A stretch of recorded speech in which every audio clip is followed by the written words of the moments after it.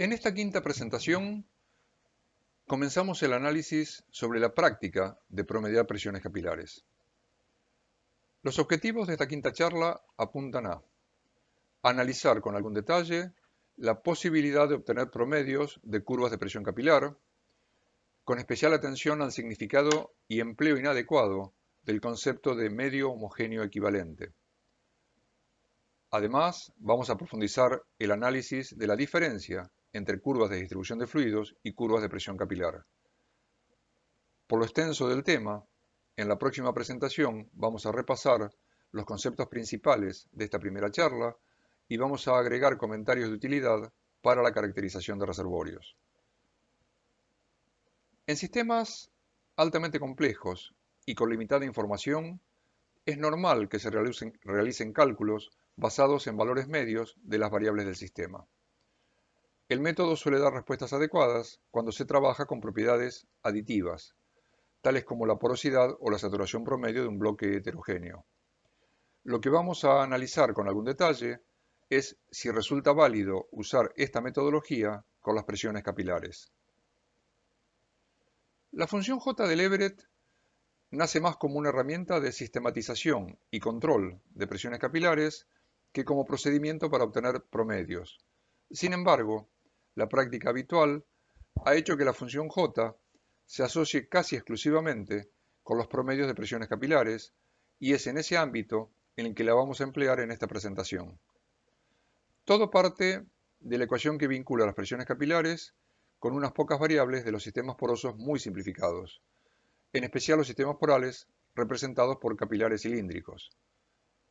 En este caso, las presiones capilares se vinculan con el radio de los capilares y con la tensión interfacial de los fluidos involucrados, además de lo que se denomina ángulo de contacto de la interfase y que determina la mojabilidad del sistema roca-fluidos.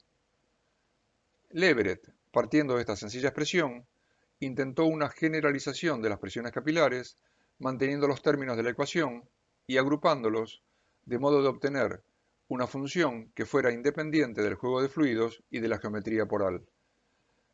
Para generalizar el factor geométrico, representado por el radio de los capilares en los sistemas simples, empleó un término vinculado a la permeabilidad y la porosidad del medio poroso. Es sencillo demostrar que esa raíz cuadrada genera un valor que es proporcional al radio equivalente de capilares más complejos que los correspondientes a cilindros de diámetro uniforme. Lo que buscaba Leverett fue una especie de presión capilar universal que recibió la denominación de función J y que, como las presiones capilares, dependiera solo de la saturación de fluidos. Sin embargo, no se logró el propósito de generar una función universal, por lo que regularmente se habla de la función J o sencillamente de la J propia de cada escenario. En la práctica, cuando se dispone de varias mediciones de presión capilar para un mismo bloque, nivel o reservorio, estas curvas presentan una fuerte disparidad de valores vinculados básicamente a la permeabilidad de las diferentes muestras estudiadas. En este ejemplo estamos viendo presiones capilares sobre muestras de unos 800, 100, 50, 10 y 2 milidarcis.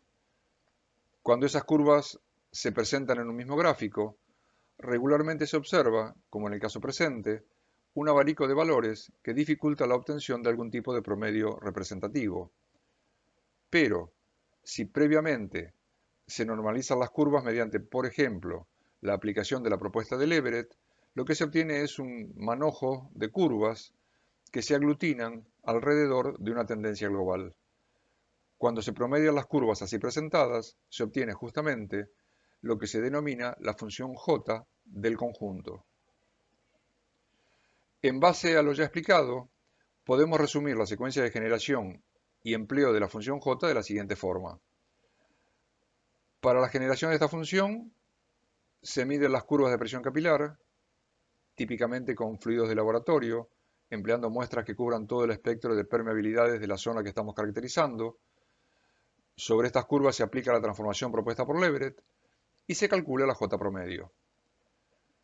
Una vez generada, el uso de esta función se hace conforme a la siguiente secuencia. Ya definido el escenario que queremos caracterizar, se obtienen las propiedades medias, y se calcula la curva de presión capilar invirtiendo los cálculos iniciales. Con posterioridad, esta curva de presión capilar se emplea para generar la curva de distribución de fluidos de acuerdo con los valores que permiten vincular las variables de interés en el reservorio, esto es, cotas dentro del espesor permeable y saturación de fluidos. Aunque en la próxima charla vamos a volver sobre este tema, ahora es adecuado mencionar que una vez definida una determinada función J, excepto que se hagan algunas normalizaciones adicionales de puntos extremos, todas las curvas de presión capilar derivadas a partir de ella poseen un mismo valor de saturación de agua irreductible. Vamos a aplicar estos conceptos a un caso específico. Para ello, vamos a caracterizar un reservorio de 20 metros de espesor con 40 capas paralelas y en este ejemplo atribuimos una única porosidad y también asumimos que todas las capas tienen la misma saturación de agua irreductible. Las permeabilidades varían de 1 a 1000 milidarcis y poseen una distribución log normal. En este primer escenario, el ordenamiento de permeabilidades responde a una mejora continua de la calidad del reservorio hacia el tope, y el contacto agua-petróleo está en la base de la estructura. Asumimos que ya disponemos de la función J calculada con datos de laboratorio. El objetivo es obtener la distribución de fluidos real, obtener la permeabilidad media y a partir de ella generar la curva de presión capilar con ayuda de la función J y calcular la distribución de fluidos asociada. De este modo podremos comparar ambas distribuciones, la real y la derivada a partir del promedio de presiones capilares. Finalmente vamos a analizar algunos escenarios alternativos.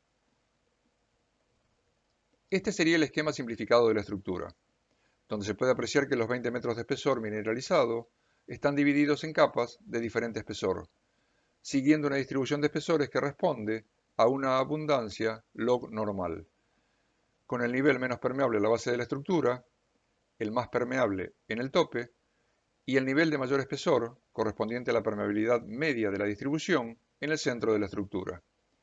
Como se observa, el promedio logarítmico de permeabilidades es de 100 milidarcis. En este gráfico podemos observar algunas de las curvas de saturación de agua en función de la altura para 4 de los niveles de esta estructura. Estas curvas fueron obtenidas a partir de la única función J con la permeabilidad propia de cada capa. Y aunque se muestran solo 4 curvas, en el análisis que sigue se trabajó con la curva asociada a cada uno de los 40 niveles. Como el contacto de fluidos está en la base de la estructura, el nivel de agua libre queda determinado por la curva asociada al nivel inferior, que en este caso es el de 1 milidarci. Dado que están hidráulicamente comunicados, ese nivel de agua libre es compartido por todos los estratos. De esta forma, a medida que subimos en la acumulación, no solo aumenta la calidad del medio poroso, sino también la distancia al nivel de referencia. Cuando se toma todo el espesor mineralizado, con las 40 capas superpuestas y paralelas, la curva de distribución de fluidos resultante del comportamiento de la presión capilar en cada nivel y su distancia al nivel de agua libre queda definida tal como la estamos visualizando. En tanto, la curva de distribución de fluidos, calculada a través de la función J, usando la permeabilidad media de la estructura, muestra una diferencia significativa. En este caso, el cálculo promedio es pesimista en todo el espesor, puesto que sistemáticamente estima mayor saturación de agua para cualquier altura que estemos considerando. La comparación entre ambas curvas ejemplifica la diferencia entre emplear la distribución física o hacer un cálculo matemático para un bloque homogéneo con propiedades promedio. El segundo escenario que vamos a analizar es muy similar al primero, pero con las capas ordenadas en secuencia inversa. De esta forma, aunque los espesores asociados a cada permeabilidad permanecen inalterados, en este caso la capa más permeable, la de 1000 milidarcis, se ubica en la base de la estructura, la menos permeable en el tope, y la más abundante, con 100 milidarcis, permanece en la ubicación central. En resumen, lo que tenemos en este segundo escenario es exactamente la misma distribución estadística de propiedades, pero ordenadas en secuencia inversa. Si este es el esquema de la estructura, la distribución de fluidos adopta esta forma, derivada del empobrecimiento progresivo de la roca hacia el tope de la acumulación. en tanto que la distribución calculada con la función j y la permeabilidad promedio permanece idéntica a la que analizamos en el primer escenario. Otra vez, resulta evidente que la curva promedio nos brinda un resultado muy alejado de la realidad física. En tanto que la curva real pone en evidencia que la mayor distancia al nivel de agua libre no compensa la pérdida progresiva de permeabilidad, la curva promedio no tiene en cuenta ese fenómeno. Podría decirse que en este caso, aunque solo sea por accidente, el cálculo pesimista en la parte alta se compensa con un cálculo optimista en la parte más baja, pero, incluso así, este promedio de errores tiene consecuencias adicionales que vamos a analizar en la segunda parte de esta presentación. Por último, vamos a ver un escenario con una distribución aleatoria de las capas. Tenemos la misma curva de distribución, pero las capas de alta, media y baja permeabilidad se distribuyen al azar dentro del espesor permeable. De modo que en este tercer escenario, con exactamente la misma distribución estadística que los anteriores, tenemos una tercera variante de ordenamiento. Y de hecho, la que estamos viendo es solo una de las innumerables posibilidades de apilamiento aleatorio de los 40 niveles.